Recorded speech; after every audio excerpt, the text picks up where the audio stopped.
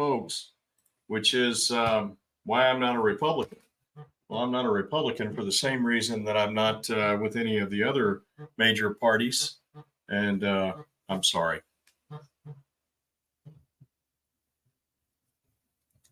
So I'm I'm not a Republican for the same reason I'm not a Democrat. Is the short answer. But I would like to post a message here real quick, if I can. I'm trying to get it to post and can't seem.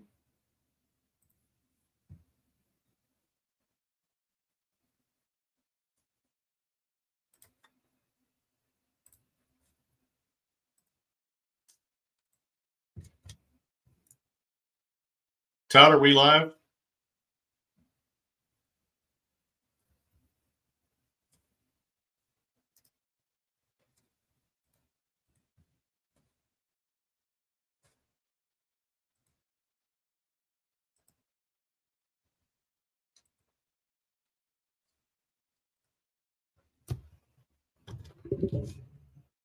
Todd, are we live?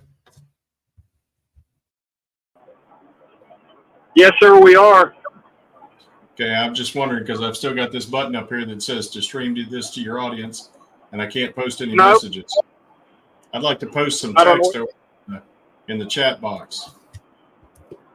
I mean, that only goes to certain channels anyway, so you're best off just to say it. Okay, well, I intend to do that as well.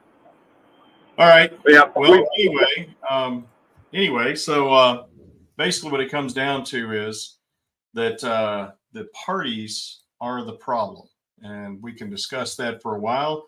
We can talk about my personal experience as a member of a party, as an actual elected member of a party. I was a state representative, a delegate in West Virginia. And so I would like to talk about what George Washington said about parties. It's pretty damning and it's pretty straightforward. And I think that we all need to know what he said. If I may, I'd like to just read an excerpt from his farewell address to the American people. So George Washington, what is this, 1789, I believe? He was leaving public life and he wrote a farewell address to the American people and he delivered it as a speech. And I'm just going to read through it real quick and I'll stop occasionally to make comments about what we're reading here. So this is George Washington speaking to the American people after he basically led the nation through the revolution and then was actively engaged in developing the new nation, the new government, the Articles of Confederation. He also went through the development of the Constitution and its ratification. And then he served, of course, as the first president of the United States of America under the U.S. Constitution. He served 2 terms. He might have had more. He might have had a lifetime in service, but he frankly said, look, I'm going to do my job, and then I'm going to step out of the way and let someone else do it. So here's what he said when he actually left public life. All obstructions to the execution of the laws, all combinations and associations under whatever plausible character with the real design to direct, control, counteract, or all the regular deliberation and action of the constituted authorities are destructive of the fundamental principle and of fatal tendency. So what he's saying here is anything that comes between or that works against the established principle of the U.S. government is it's destructive of the fundamental principle and it's of a fatal tendency, meaning it will destroy the nation. It will destroy the government. So what is the principle upon which the United States is founded? You've heard me say this a million times, I'm sure. We hold these truths to be self-evident, that all men are created equal, that they're endowed by their creator with certain unalienable rights, that among these rights are life, liberty, and the pursuit of happiness, that to secure these rights, governments are instituted among men, deriving their just power from the consent of the governed. Their just power. Now, the government has a lot of power. A lot of it is not just. Well, how do we determine what is just? The power that is used for the purpose of securing these rights, life, liberty, and the pursuit of happiness, to each individual citizen with the consent of the governed. Anything else they do is not just. It's oppressive. and is, according to George Washington, destructive of this fundamental principle and a fatal tendency. In other words, it will destroy what we've built here. They here refers to obstructions to the execution of laws, combinations and associations under whatever plausible character with the real design to direct, control, counteract, or all the regular deliberation and action of the constituted authorities. He's talking here about political parties. All combinations, associations with whatever plausible character whose actual design is to direct, control, counteract, or awe the regular deliberation of the constituted authorities. That's a political party, okay? And this is in a section of the speech where he's specifically talking about political parties. Political parties, serve to organize faction, in other words, to cause infighting, to give it an artificial and extraordinary force. So we all disagree with each other on a regular basis. I disagree with myself at least 3 or 4 times a day. It's normal for human beings to disagree with each other.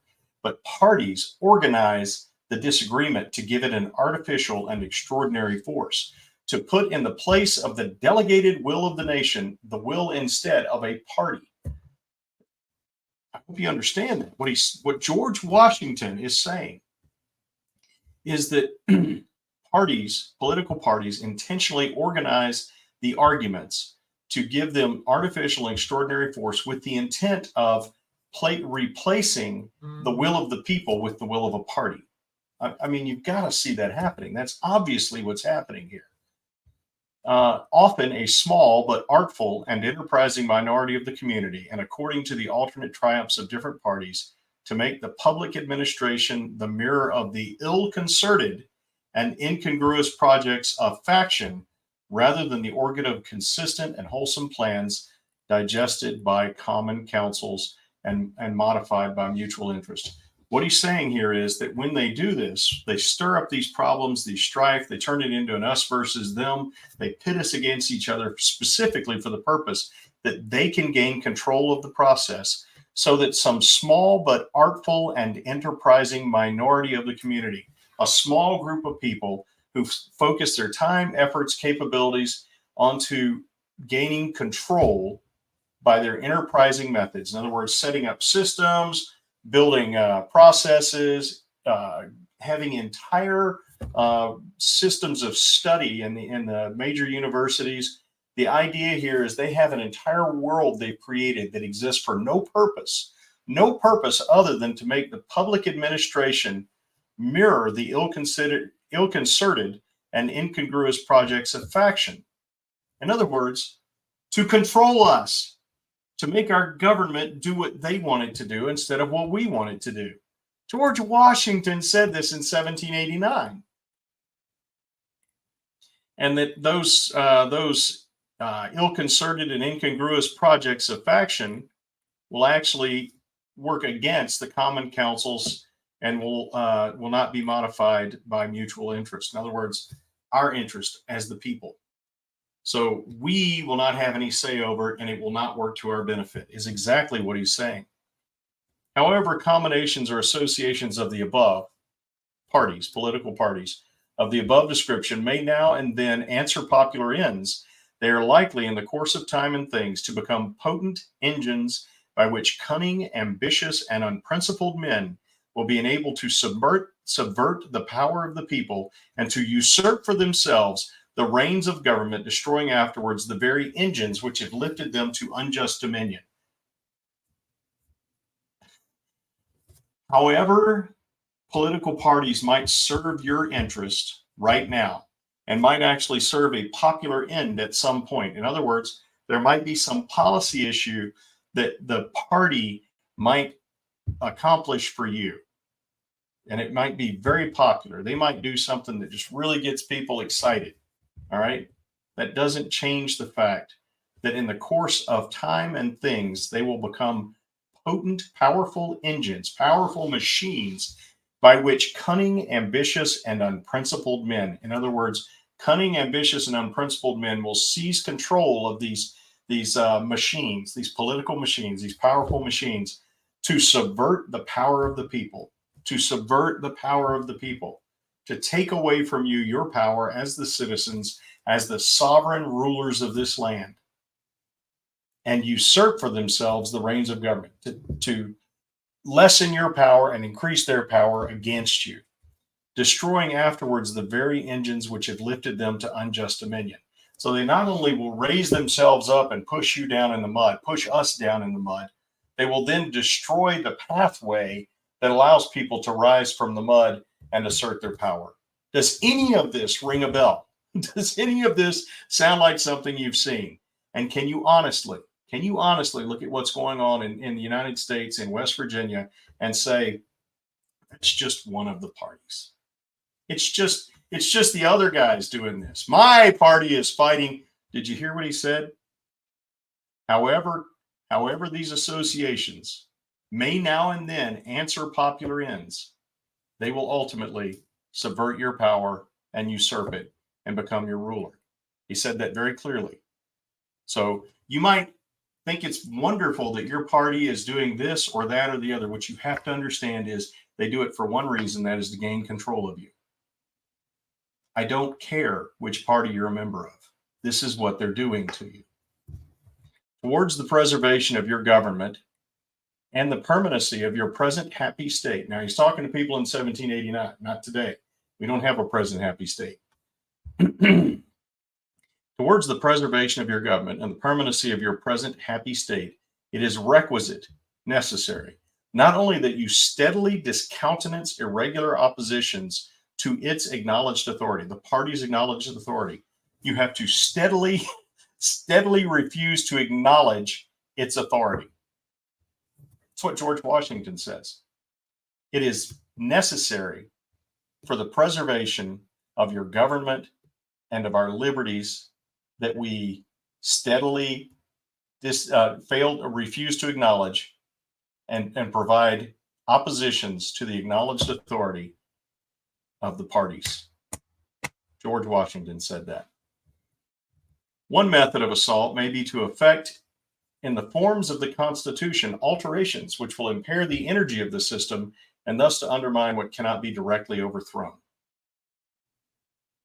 What he's saying here is the parties will change the way the Constitution is understood, the way it's read, the way it's enforced. Let's talk about the Commerce Clause. No, we don't have time to talk about that, but y'all look it up.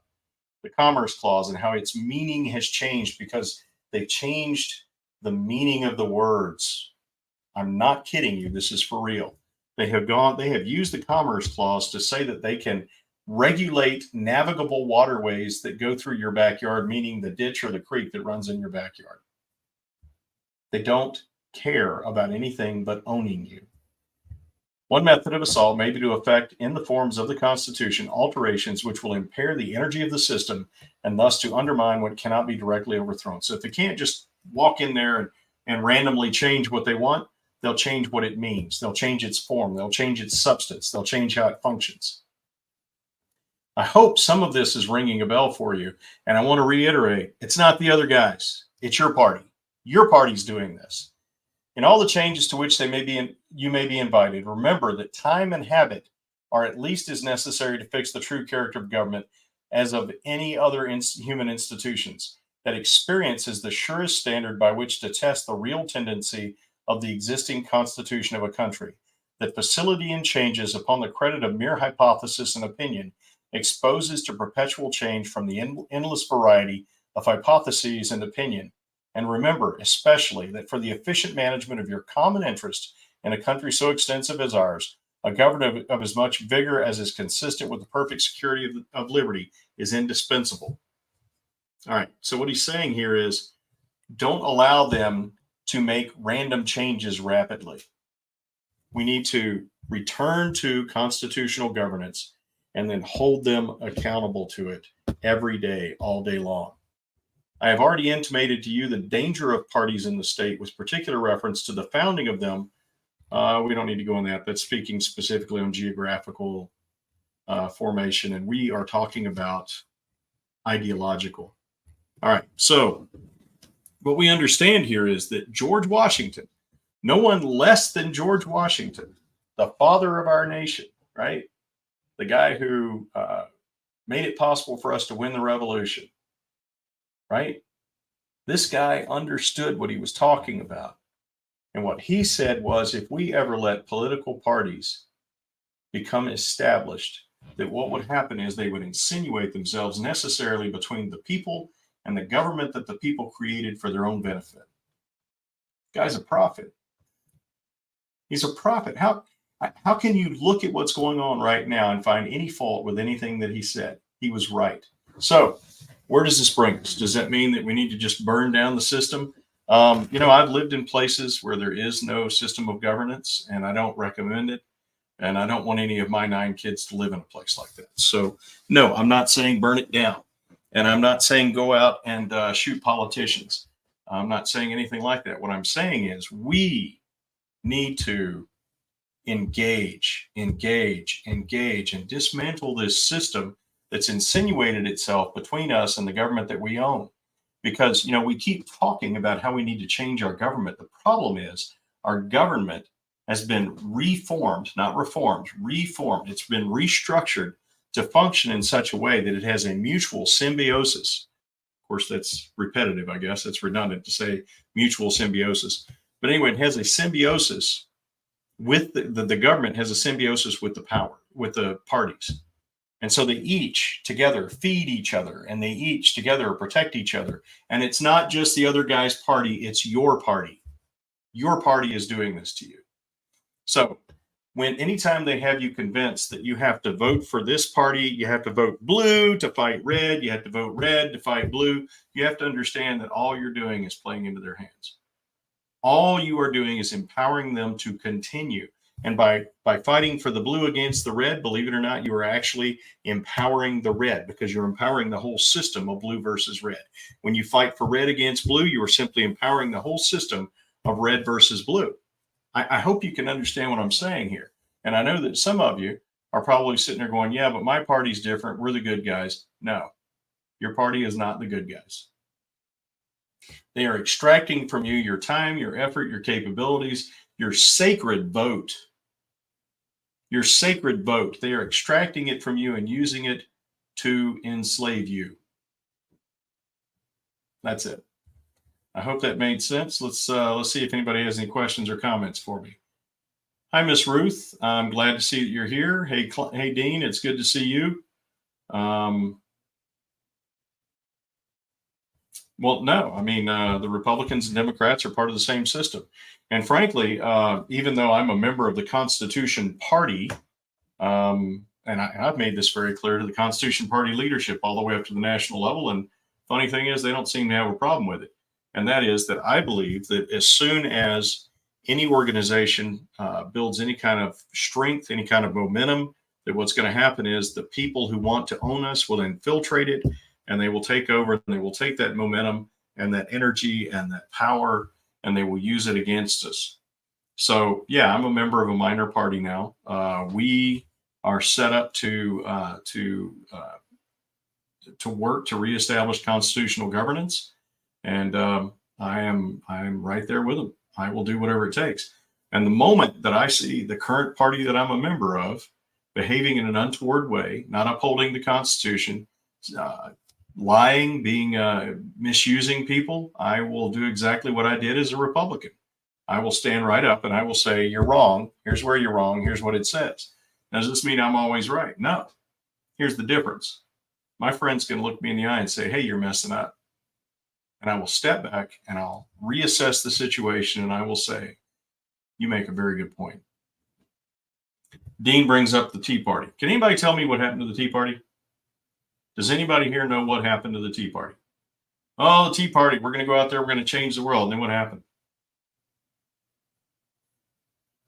They were consumed by the Republican Party.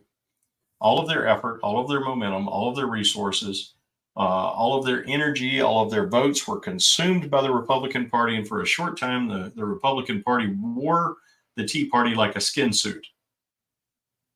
I know it sounds vile. It is vile. So that's what they did. The Republican Party said, hey, these guys have really got some momentum going on. Why don't we just, be their buddy for a while and live off of them? Because the parties are parasitical. The parties are parasites. So that's what happened. They consumed the Tea Party, all of that energy, all of that hope, all of that focus, all of that power. And by the way, I was with the Tea Party. I was all about this. And the simple fact of the matter is that the major parties have no interest, none at all, in actually executing the duty of government, which is to secure your natural rights and those of your children.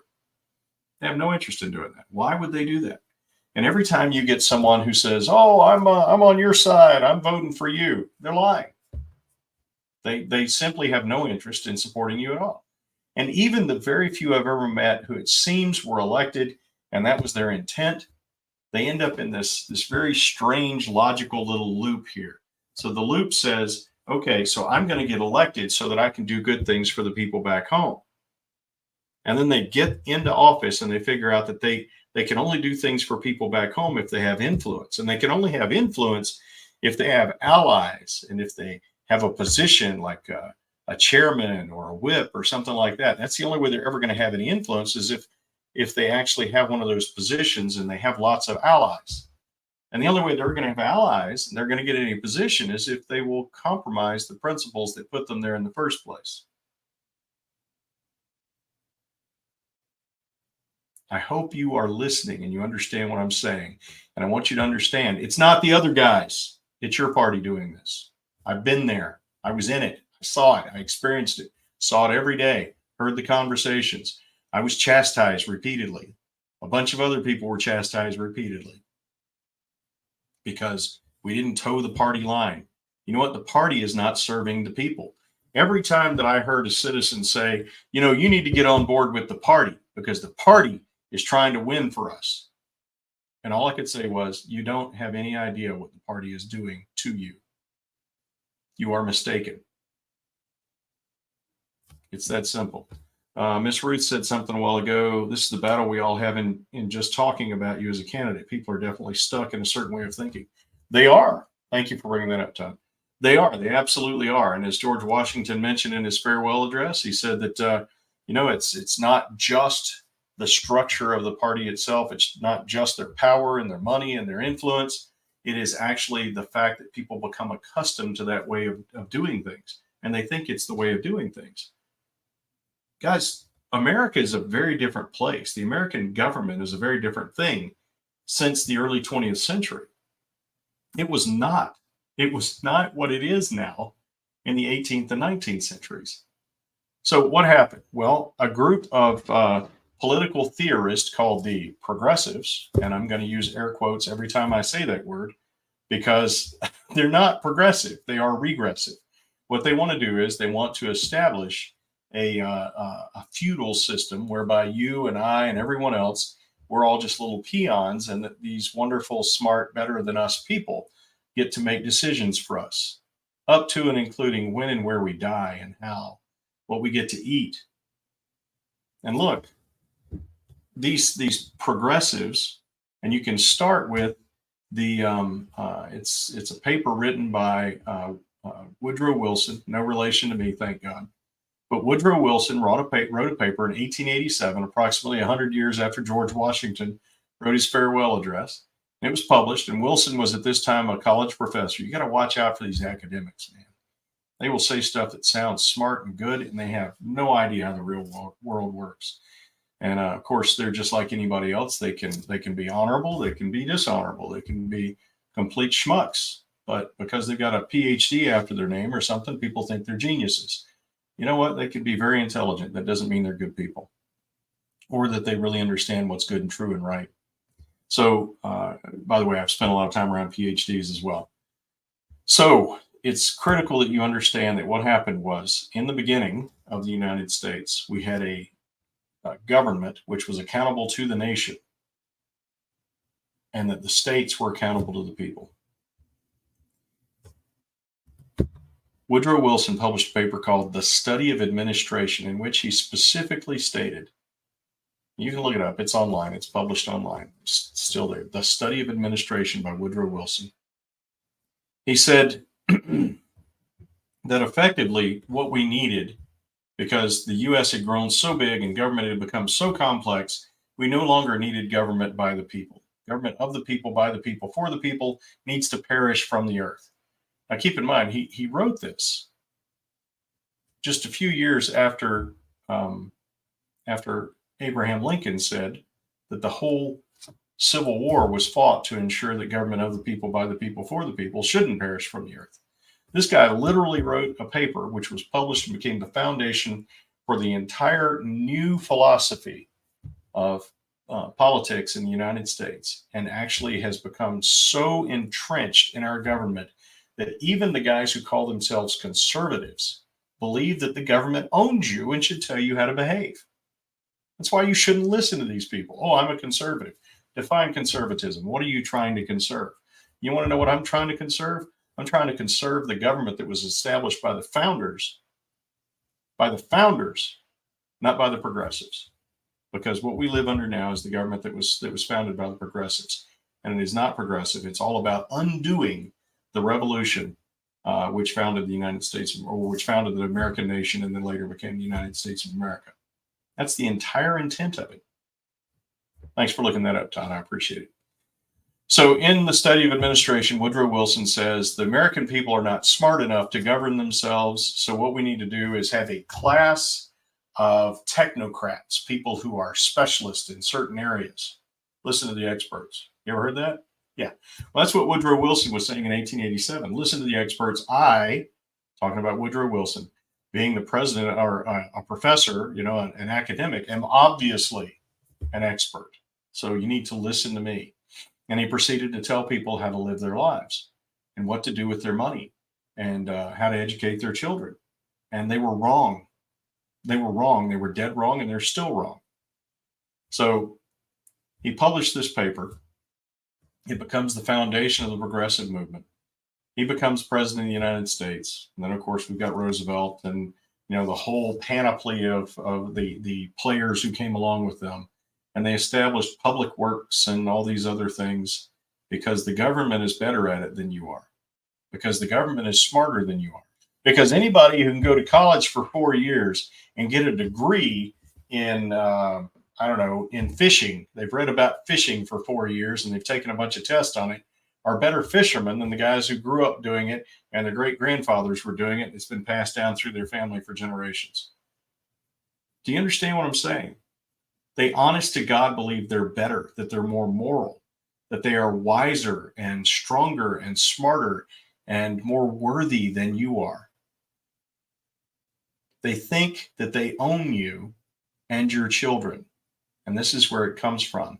This is the revolution we're fighting now. It's a political revolution to return to our roots, to return to the foundation.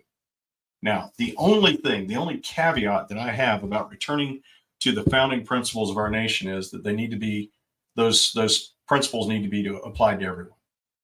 And we can have a whole other discussion on the hypocrisy of declaring that all men are created equal while you own slaves, while you're holding men in indentured, or not indentured, but in chattel servitude. We can do a whole show about that one day, a whole discussion about that. But what we have to understand is that those principles need to apply to every single person, or they apply to no one. If you can say, well, this guy has a better tan than I do, or this guy lives his life differently than I do, or this person's younger than I am, or this person's older than I am, or this person's taller or has more money, therefore their rights deserve to be protected. Well, then no one's rights are actually protected. They're actually privileges that are extended to you by the government. But if we go back to the original concept, which is that these are natural rights granted to us by God, to each one of us by God, and that I have to defend your right to live in a way that I find completely reprehensible, so that you can live that way, and so that my right to live the way that I choose to live will be protected. It has to be this way. This is the only way it works. And you know what? Your party, not the other guys, your party is not interested in that. Your party is interested in keeping you fighting your neighbors so they can continue to own you and use you like farm animals. All right, what else we got? Somebody else have any questions here?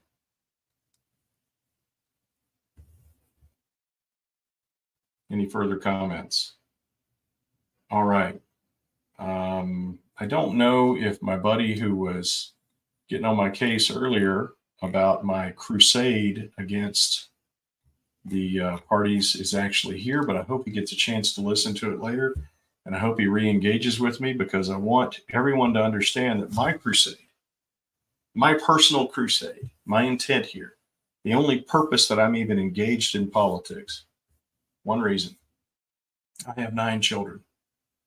And I will do whatever it takes to ensure that my kids can raise their kids in a free country.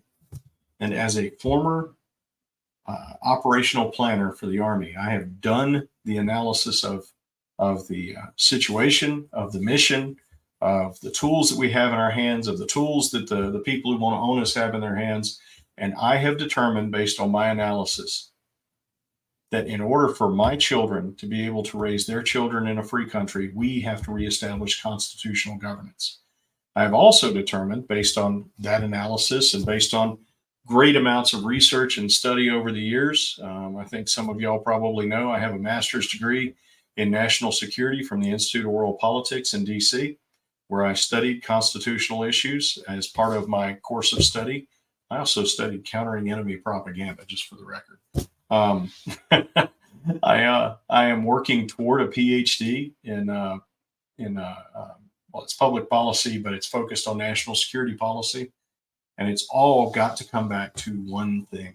It's got to come back to the fact that the government exists, according to the Declaration of Independence, for one purpose, and that is to secure the natural rights of each citizen. To secure the natural rights of each citizen. That's it. And the thing is, your party has no interest in doing this. Your party is only interested in owning you. And your party is working with the other party to ensure that you are constantly fighting your neighbors instead of fighting them, so that you will remain subject to them. That's it. That's the bottom line. Why am I not a Republican? Well, because I was a Republican. I fought hard for the Republicans, and they taught me every day. It became impossible for me to believe otherwise. I wanted desperately to believe that we were the good guys, standing up for the Constitution, for liberty, and for good people everywhere who just wanted to live their lives. And they forced me to understand that I was wrong. I actually attempted to convince myself that I just didn't understand what they were doing. But they insisted on making me understand. Mm-hmm. I literally was told by the leader, the chair of the West Virginia Republican Party, that they didn't want people like me because all I do is walk around spouting the Constitution all the time. I don't know what else to say about that. If it bothers you that I have recognized not only that the parties are not doing what they claim they're going to do, but they're actually actively working against the purpose of government, which is to secure your natural rights and those of your children and your grandchildren. They are intentionally depriving you of the free exercise of your natural rights so that they can own you, so that they can build their own power and position. If that bothers you, I don't know how to help you with that. Yeah, it's a crusade. Yeah, it's absolutely a crusade. And I will not back down, ever. I will not make a separate peace. I will not say, well, and this is what making a separate peace is. Well, they're not offending me too much anymore. And there's something I might get out of it if I, sign a little peace treaty with them, surrender just a little bit. Won't do it. Will not do it, because there is no greater failure. There is no greater loss than that surrender after your eyes have been opened. Won't do it. All right. What else do y'all have for me? Anything? Okay.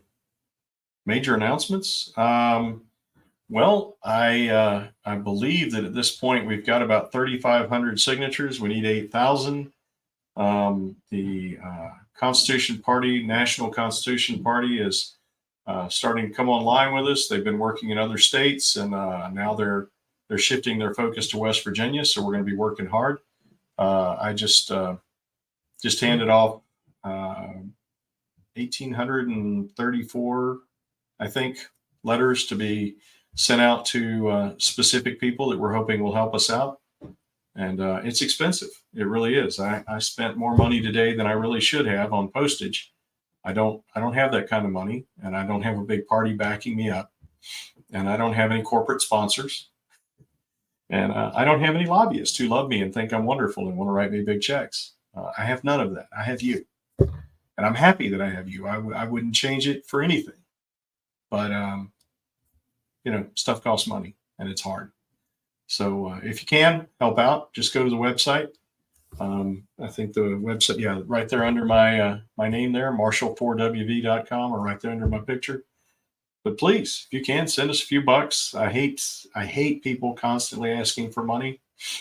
I'm just telling you that we'll fight on whether we have bullets or not. I'm never going to quit. Bullets, by bullets, I mean money. I mean the resources we need to keep fighting. So I'm going to keep fighting no matter what it costs me. But if you want me to win, I need your help. So listen, I am the announcer for the home games for my daughter's lacrosse team. We have to get to her game here in just a few minutes. And I hope that you found this half hour to be useful and good. And I hope it actually opens up a broader discussion, and that we actually have more of this. I don't consider the matter closed at all. I want to talk about everything, and I want to be wide open with you and always very clear. And if you disagree with what I've said, if you've got better ideas, if you know more about it than I do, please instruct me. I want to be the best man I can be, and that means learning as much as I can. Anything else? Okay. All right. Republicans ask for money 5 times a day. Yeah, they want you to give them their money, so you give them your money so that they can use it to treat you like farm animals. Hey, Miss Becky, I want to let you know I received an envelope from you today, and I am really grateful. I'll send you a thank you note here shortly, but I just wanted you to know that I actually received it, and I'm really grateful. It's good to see you pop up here on the thread. Okay, so the official legal deadline for turning in signatures is August 1st. August 1st. The problem is we can't wait until August 1st. We need to do it now. So what happens is, in the political cycle, you have the primaries, which are only for the Republicans and Democrats. Everybody else pays for them, but you're only choosing a Republican and Democrat candidates. And oh, by the way, the Republicans have decided that starting in 2026, even though you fund their primaries with your taxes, that you don't get to be a part of choosing their candidates. Yeah. Once again, it's not your party. It's not their party. It's your party. It's not the other guys. It's your own guys who are doing this to you. So anyway, after the primaries, they announced their candidates, and everybody believes that's it. That's it. Those are the candidates, and we're going to the general election, and those are the candidates we have to choose from. And it kind of solidifies something in people's minds.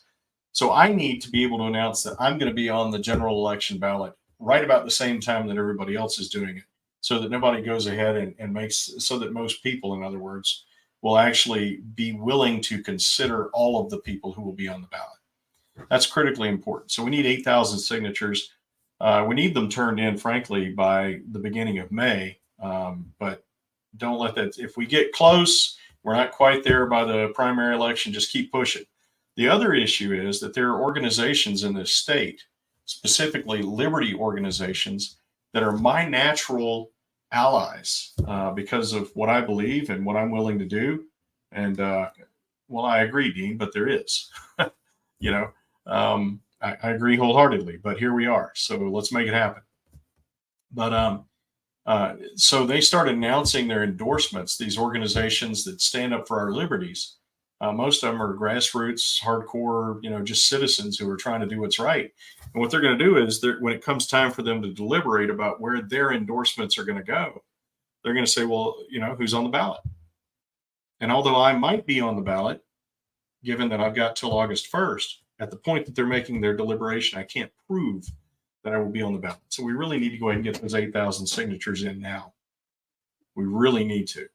And I would appreciate all the help that I can get.